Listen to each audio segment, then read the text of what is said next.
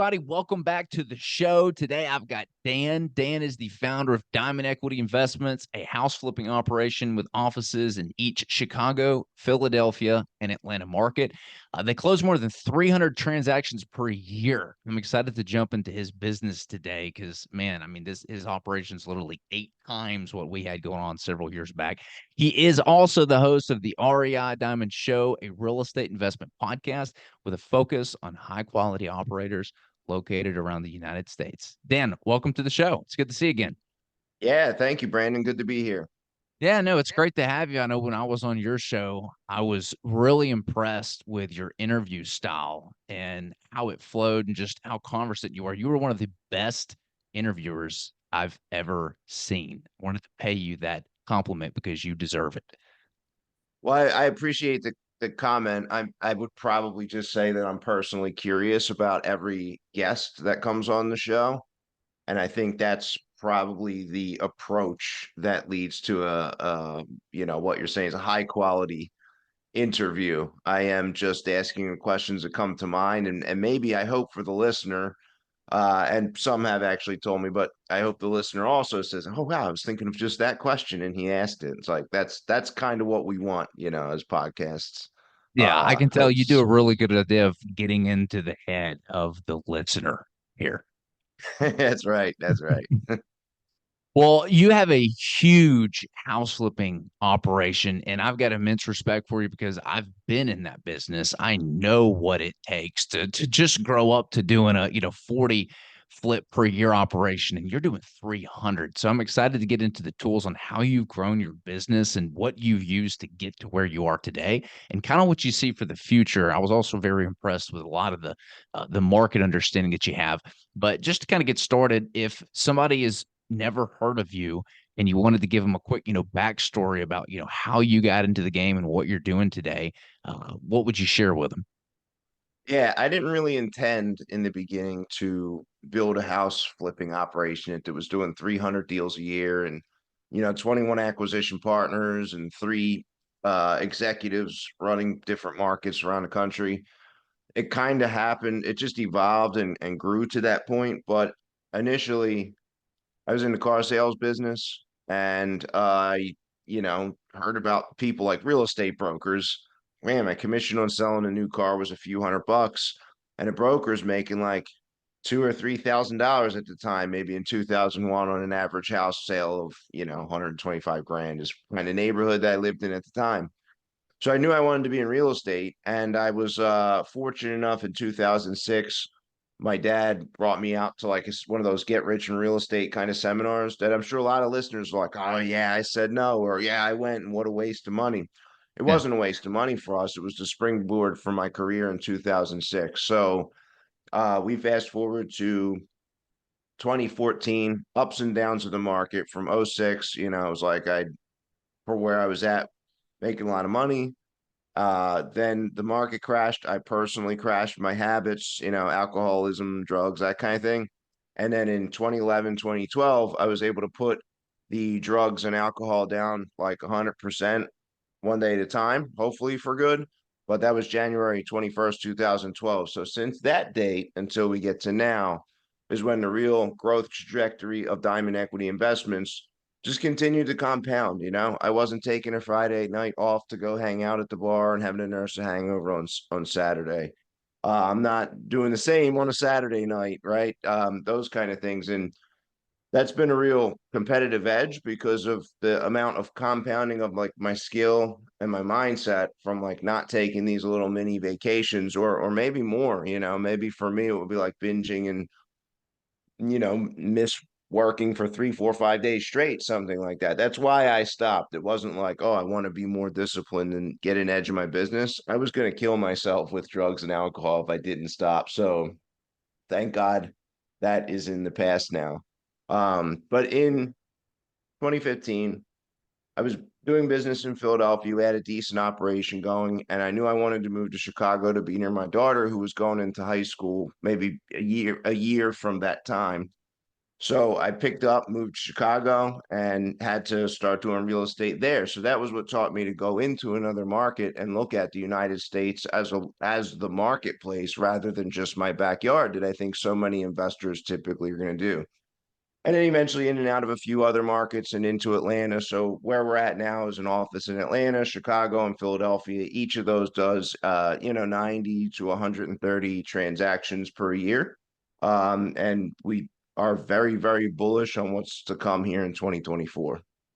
So let's break that down and start with the seeds of your success.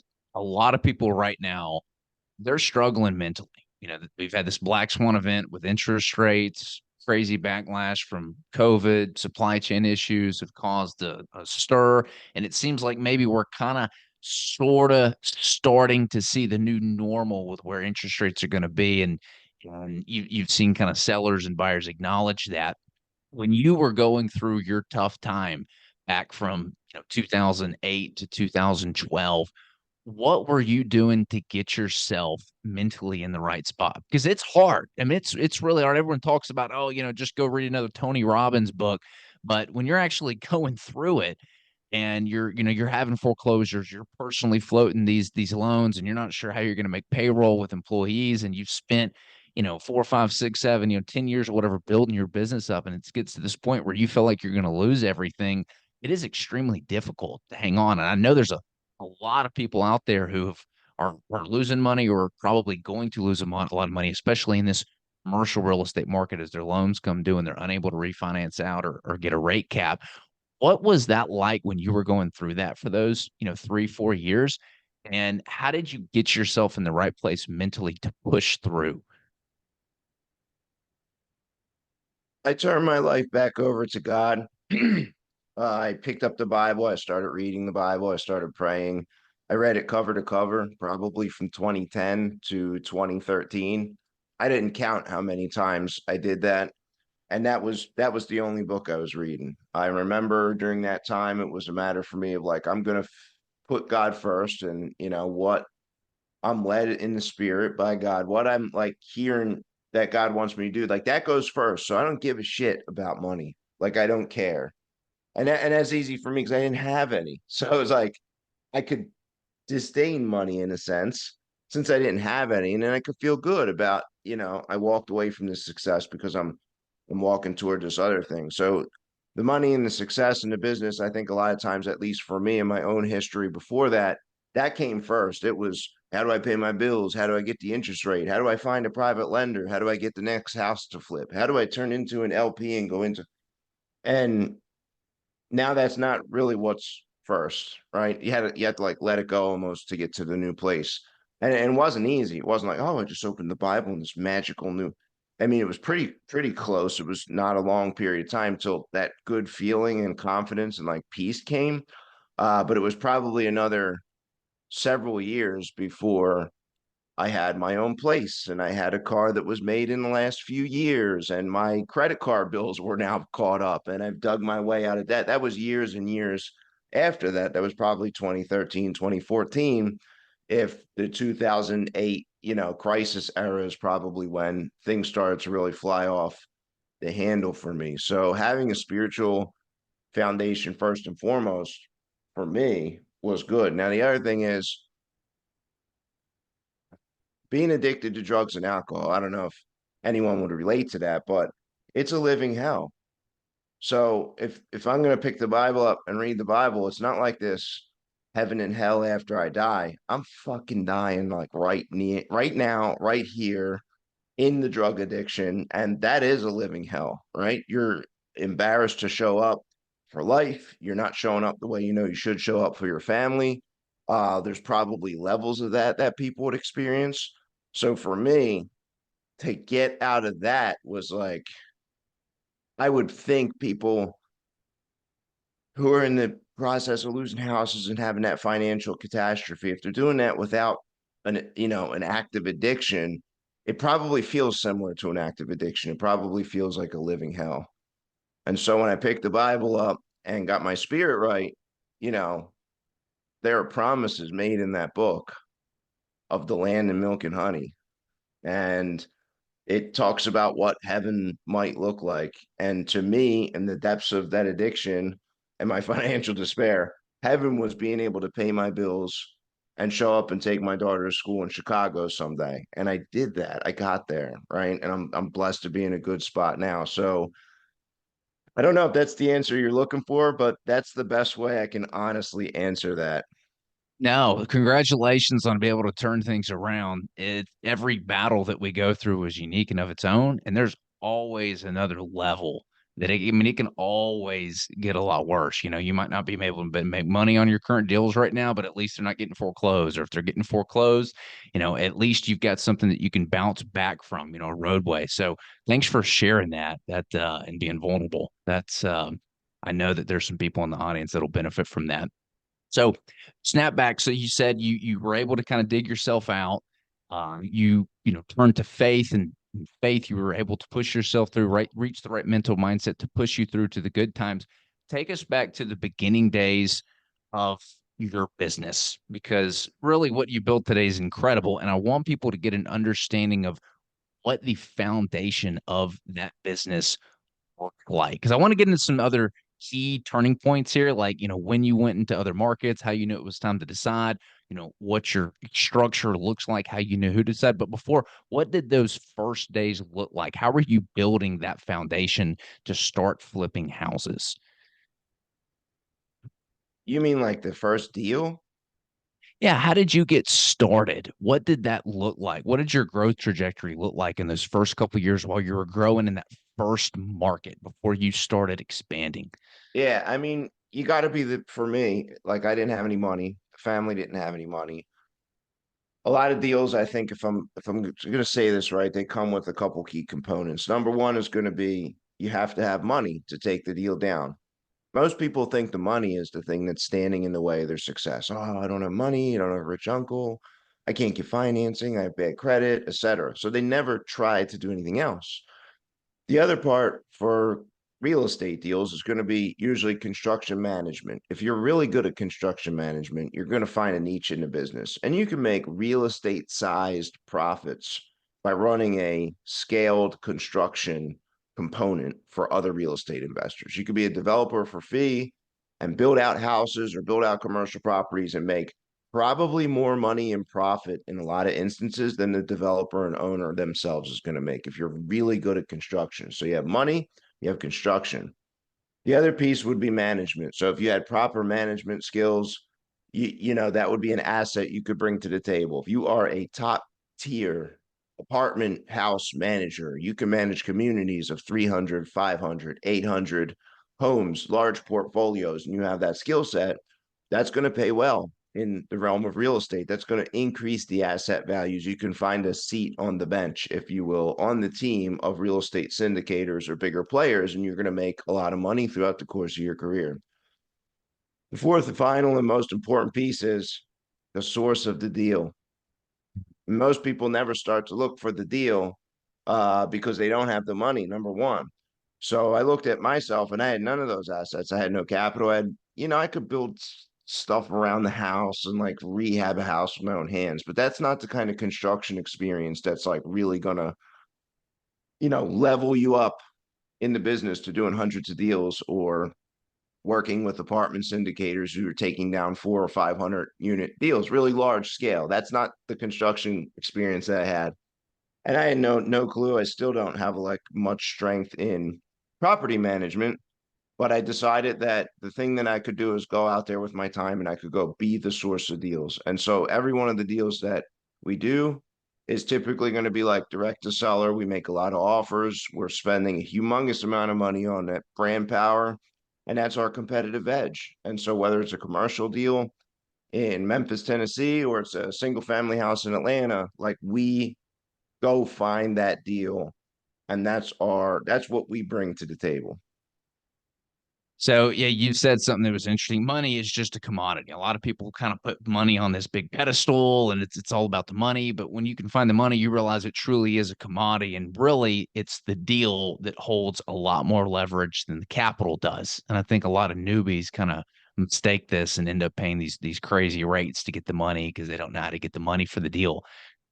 The house flipping business, is a relationship game. It's a more or less a marketing game.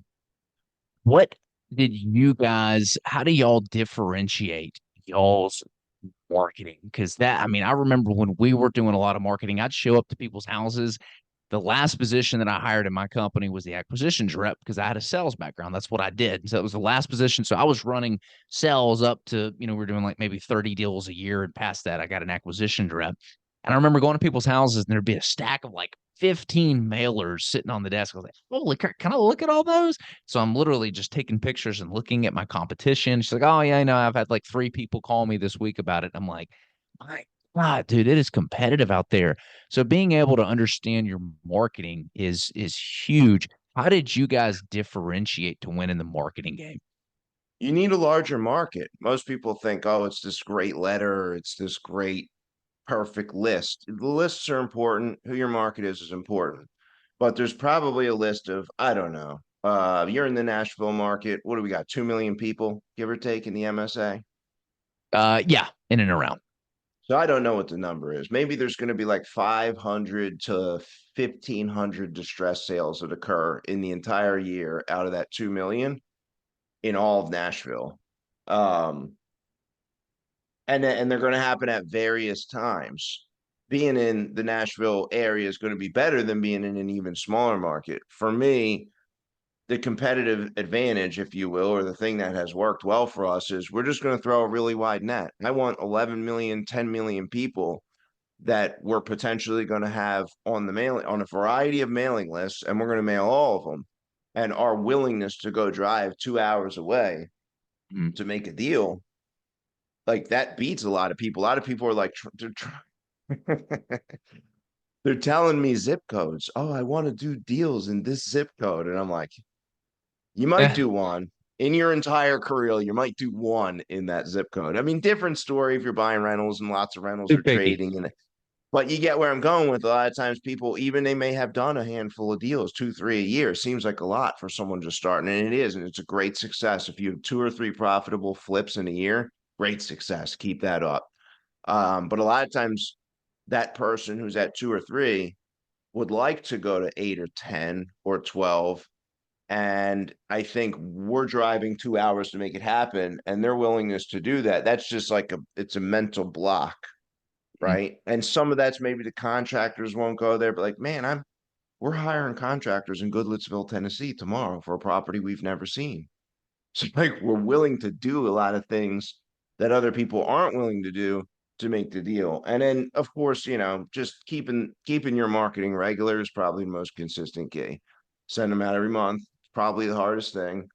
You're going to get distracted, wake up one, and you're going to realize you didn't send it out in 3 months. That's Mm. probably the biggest hindrance to like getting consistent deal flow, because then it's not 2 3 months worth before the pipeline sort of gets started again. And by that time, I think a lot of people probably would lose interest in the marketing aspect of the business. Just quite frankly, Brandon, maybe you could tell us, aren't there easier ways sometimes to make money than house flipping?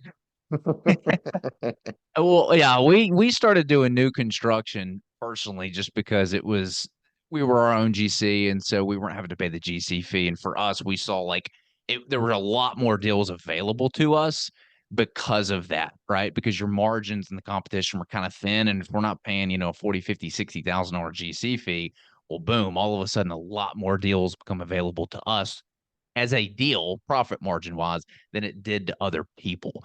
And so for us, it just makes sense. I can tell you the reason we personally got out of the house flipping. It was when we had built a house and we made 3 times as much money and we built it faster than we rehabbed it. Right. Of course, the rehab we were doing was this full gut. It might have even been in like a historic district, right? The city's telling you what you can and can't do to the house, full gut down to the studs, all up in your business. I mean, just, took 6 months to do. And we built this other home in like 5 months. And we're like, wait a minute, this looks like a good idea. Let's do that. So it just made sense for us, but we weren't building things up near to the level that you were as far as the amount of deals, the volume of deals, the revenue. You spoke that casting a big net is important. And I agree with that, but you definitely have to have your operations down. I mean, putting money into marketing is only going to reveal what's currently there, like how well oiled of a machine that you've got. And so I can tell that being able to cast that big of a net and produce those numbers means you've got a very well oiled machine. So you're measuring all your KPIs. You know exactly what your cost per contract is, how many appointments it takes to get a contract, and you're holding your team accountable to that. You spoke that your emphasis is on finding these high quality operators located around the United States. And, it's interesting when I read that, I resonated with it because we're kind of doing something similar. And I'll kind of share what we're doing in a second. But what did you mean by that? Why is it important to find high quality operators? And what do you mean by operator? Well, that's the focus of the REI Diamond Show. So, like I said, I want to have an interesting conversation like we did when you came on my show a week or so back. And we did that. And it forces me, first of all, it's an interesting discussion, right? We're not necessarily, I'm not the guy who's selling a coaching program. There's nothing like that available. So I'm not like teaching the real estate terms and, real estate 101. And you're not learning my business model by checking out my podcast. That's been, in a sense, my podcast has been a mentorship to me.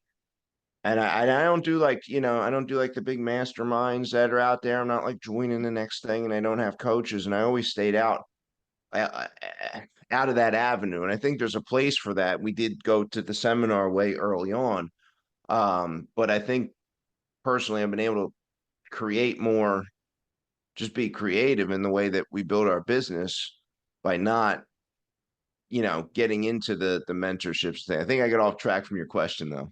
No, I'm saying as far as an operator, you said that you've got an emphasis on high quality operators located around the United States. Does that mean that you're looking to partner with people who can find the deals in those market and then you provide Oh, like the gotcha. Yeah. expertise and guidance and maybe even capital to do the deal? Like talk to me a little bit about that. And the reason I bring this up is we're doing something similar. On your show, I was talking about how we're actually getting away from vertical integration because I see what the team looks like to get to 100 million per year, and I'm like, holy crap, that's a lot of overhead and that's a lot of risk. And so we've kind of pivoted where we're now, working with other people who bring us development deals, and we're kind of showing them how to do it, and they're getting a piece of the profit.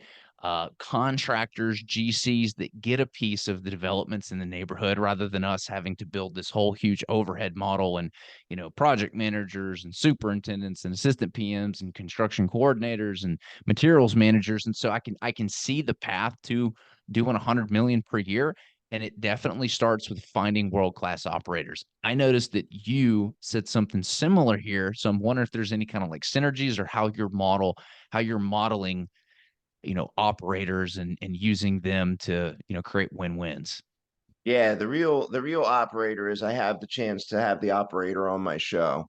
And that forces me to spend time researching that operator's business, that operator's background. So I go and I hunt down the other Brandon Cobb podcast episodes and I listen to two or three of those. And I come up with good questions before the interview because I did a little bit of prep. And I forced myself to research many topics that I would have had no interest or inclination to ever research by doing that, such as franchises. Brandon, I'm probably not going to go get the smoothie yogurt franchise or any other franchise. I'm probably never going to own a franchise business, but I've been able to explore apartment syndications, land development, deals like your land development that we talked about, building new construction, house flippers, and the list would go on and on and on of the high quality, high caliber operators who have come onto the podcast show. So I've used that as this random source of ideas and inspiration. And that's been sort of the ingredients, the milk, butter, and flour that has gone into baking the cake that is Diamond Equity and our 300 house per year um, operation, right? So that's where I'm looking for the operators, the people who would come on the show. Those are conversations with the high caliber operators that I find, Okay, such as cool. So you're yourself. not, Yeah. yeah. That's the exact same model. All right. So how did you get to a point then where you realized that you needed to go into another market? You're in three markets right now. One market's enough, right? At some point, the data tells you, where you're looking at something that says, hey, look, we've got to expand. We have saturated where we currently are. It's time to go somewhere else. I think I did that long before I ever saturated the market. And I don't think I realized, I don't even think I'm scratching the surface of how deep the market really is in our markets that we're currently operating in. I think there's more, oil, if you will, in the ground to be brought out by fracking in this kind of environment right now, uh, versus just putting a straw in the ground like John Rockefeller did in Western Pennsylvania and Ohio. They just drill a well and like these things would gush oil. Well, the gushers are long gone in the United States, and now they're putting the drill heads go down, they turn right, they turn left, they're pumping water in there, they're exploding rock, they're doing all this creative stuff to get more oil out of the ground in the United States. That's how we look at our business. So it's like, how do we more creatively get the people who already called our phone wanting an offer? Like, how do we continue to keep that conversation going for a year, 2 years, 3 years, 5 years, 7 years? Don't care, however long it takes for us to make the deal. And I think a lot of other people who would do a business model similar to ours, it's like, all right, my offer's this. We take it. No, click. All right, never call them again. Like, let me generate another lead. Let me generate another lead. So I think there's a lot more depth in a lot of markets before you would have to go to another market. For me, it was not really done out of, I'm not chasing money. I'm set. I don't need to work anymore at this point. If I wanted, I could, scrimp down, stop, and be like totally okay and retire. I do it because I enjoy helping the people who are on my team to develop in the conversation of wealth and create bigger opportunities for the people that are on the team. And through doing that, we're providing fast and convenient sale, and we're solving issues on having an impact on neighborhoods around the United States of America.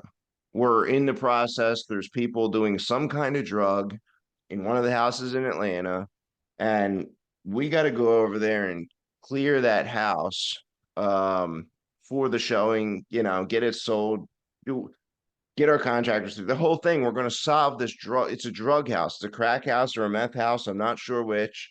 And whichever one it is, because we did our job there will be a renovated house there like 6 to 9 months from now, and there will be a family living in it that's better for the neighborhood. And going into the new markets was I moved from Philly to Chicago. I did intentionally go into the Atlanta market because it was a growth market, but it was more about somebody that I met just provided so much value. And it's like, I want to be in business with this guy. It wasn't even like, oh, I want to make a bunch of money by being in. It was like, I just wanted to be in business with this high quality operator. And at the time, he was a young kid, and we developed that market, and it really expanded that, the opportunity for me and for him, and things have gone really well there. So it was never really a money driven need that pushed us, or finding the next market. It was more about creating a larger opportunity for the people that are on the team. Yeah, you've moved from a money focused approach to impacting neighborhoods. I'm sure you're probably having an effect on affordable housing. That's a hot topic right now. Entry level housing, people unable to buy things because of interest rates and where they are. And there's a huge, huge need for that entry level housing. And yeah, it's kind of funny. We were doing some developments in one neighborhood, and we arrested like three people stealing stuff from our from one of our builds. Found out that the Mm. other builders actually paid them money not to steal the stuff, and we were like, "Oh hell no, we're not going to instigate the problem. We're going to do something about it." And it took quite a bit of time, but we ended up getting those three people arrested. And it was funny. The neighbors came out and like thanked us, and were like, taking pictures of other people in the neighborhood stealing stuff, and we kind of sort of single-handedly on like three of these roads, bulldoze 17 of the crack houses, and put Nice. these brand spanking new homes up, and like literally just cleaned it up, got the police to start coming and patrolling the neighborhoods. We got the guys in jail. And I will say it was surprising because we never set out with the intention to do that, but we're like, wow, we actually had an impact here. It felt pretty cool. Kind of felt like you're a little bit of like a superhero almost, putting bad guys in jail in the neighborhood, right? Cleaning it up. So your business is absolutely ginormous today. What are the high level things that you focus on as a business owner, but not as a business operator? keep your business running? I probably spend a lot more time operating the business. You know, popular things out here right now would be who, not how. I've seen people try to bring in the CEO and like step out of the business, and I honestly feel like that's a disservice to the business. And maybe that wasn't the business that God handed you to be a steward over, like it is for Diamond Equity with me. Like God put me in this position, and I'm supposed to serve the business and serve the marketplace. So I've never tried to step out of the way and hand off the reins. Mhm. Um, you know, it's leadership, it's development, it's how do we set the goals and how do we hit them, how do we, you know, grow the opportunity that you see as possibility for your entire life is like a question that I would ask someone who's on my team. We don't have employees, we have partners, and like that equates to partnership splits. So if there's anyone who's listening who's been part of a general partner on the syndication of an apartment complex or a large deal, you're getting 10, 20, 30% of that deal, whatever the case is. That's a partnership split. That's the way that we operate our business, like everybody at almost every level. I mean, there's some admin staff and things who are on more of a, you know, an employee type of relationship with us. But for the most part, we want to do deals with partners and like split that up. So that's kind of how we view the business and how we look at it. And that's where I spend, you know, my time. My time is in coaching and growing people. And the marketing. I'm a marketing guy. I kind of manage the marketing and make the leads run. And that's probably the dual aspect of it. I love what you just said there. I'm reading this book called The Turnaround, and this guy just left this company because the company sold. And in the book, they call it H&N Development, and it was a builder. And the owners gave 50% of the profit to the employees, split up among tenure and where they're at in the company, their level, et cetera, et cetera. They ended up selling the company and gave away 50% of the proceeds to the people because they saw them as partners in the business. It was extremely rare, and they had built that business up because they had set this model up where they had created like a partnership environment. And the guy tells how they were just, the owners were grooming people and very, very, very focused in the development of each employee. I'm curious because you just said a similar model is what you run when you talk about coaching your team, being the CEO of your business. What does that look like, coaching and developing people? Do you have like maybe a particular story that comes to mind? I mean, every Monday I'm uh running mastermind calls. I show up for my meetings and just very attentive to the business. I spend, you know, all of my time doing that. A few years ago, a friend of mine became really successful trading equities, the market, whatever. He became a successful trader and was making a lot of money without having to do that with with anybody else. And so like one of the challenges in the business is like I am dealing with people, and part of keeping the machine moving is we all have to stay engaged, and we all have to realize that like if we don't keep the momentum going, this thing is going to die. And yet we're people, so we do have needs and we do have peaks and valleys in our energy, our health, our life. When we can show up and do the business, our results are going to have peaks and valleys. And, you know, there was this like temptation. Oh, maybe I should learn how to trade because I would be able to reduce the risk on other people. And I made the decision not to even give it one more ounce of effort because I'm not living my life for money. It wasn't like, oh, I'm looking for the most, and a lot of real estate investors are, and that's fine. Oh, I want to get like a bunch of rentals so I could sit on the beach in Tahiti and not have to ever work and tell my boss to go to hell. Yeah. Right. At least that's probably some of the public stuff. But for me, I'm not doing it for the money. So I didn't even allocate any more time and attention. It was like, even if I would be successful at trading, I have a responsibility to the people who have already dedicated themselves so far to making sure our house flipping company has got to this point today. Mm. I, in good conscience, can't split my energy and go try to do trading on the side. Like, I don't even want it to be successful. I don't want the temptation to take my eye off the ball because there's a lot of people who have contributed exclusively to the partnership that we have at the company without doing the, you know, they're not doing these things on the side. The only way that our business is successful is when the partners show up and wholeheartedly work at it. If they're trying to do something like trading on the side, or they're trying to like open a business doing a coffee, it's not going to work. And our leads are far too expensive. And these opportunity costs that we would have, like you screw one lead up, we might have been supposed to make $250,000 in profit on that one lead. That would be a big deal if we didn't call that lead fast enough and we didn't show up, and maybe we didn't follow up uh 29 times to get the deal, which is Yeah. when we actually would have got the deal. And I'm kind of like making the numbers up, but that's it's a high stakes game.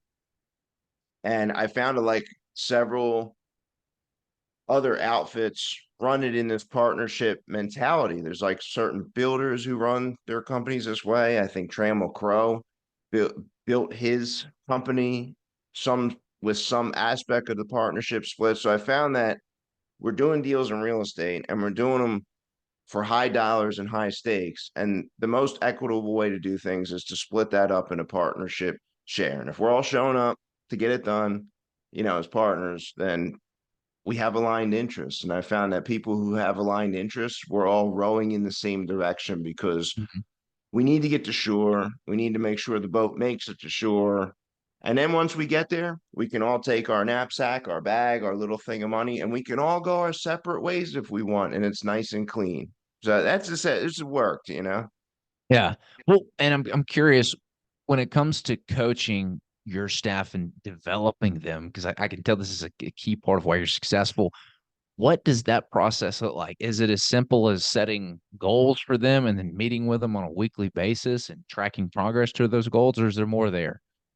I mean, sometimes it's a vision. Not everyone on the team right now is an accredited investor.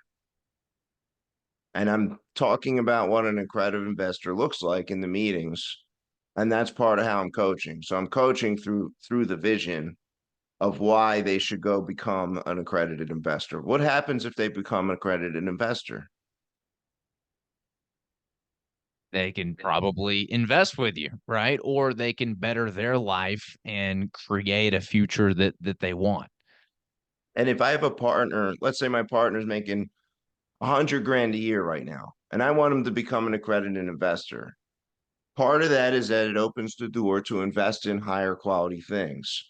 Part of it assumes that if you become the accredited investor, for anyone who doesn't know what that is, the Securities and Exchange Commission defines that, I believe, as $200,000 a year for a single person, or $300,000 per year for a couple that's married and filing jointly.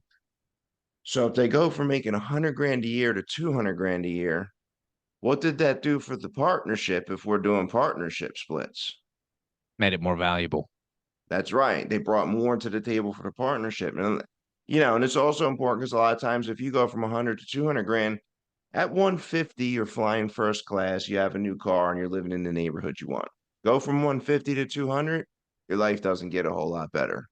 You get a bigger tax bill. Go from 150 to 250, same kind of thing happens. But if you can get the vision of the accredited investor in your mind, now you might have the opportunity to get into tax advantage investments and set yourself up to become maybe a multimillionaire instead of having a few hundred grand at the end of a 10, 20, 30 year career, if that were the case. So that setting up a division would be like one black and white example of what we would do to help coach people. They need a bigger reason of why to get things done. Dude, I love it. I love your story. I love how you bounced back. I love the growth. I love how you're going after opportunities that are going to help the community. And I love how you've set things up with your employees and everything. Dan, if people want to learn more about you, learn more about your business, where should they go? Yeah, check out the podcast, reidiamonds.com. That's the best place where you can get in touch. Check out some of the other operators. Brandon was on there recently, and that would be the best place to go. Cool. We'll make sure that that's posted. It's been a pleasure having you on, my friend. You too. Appreciate it, Brandon.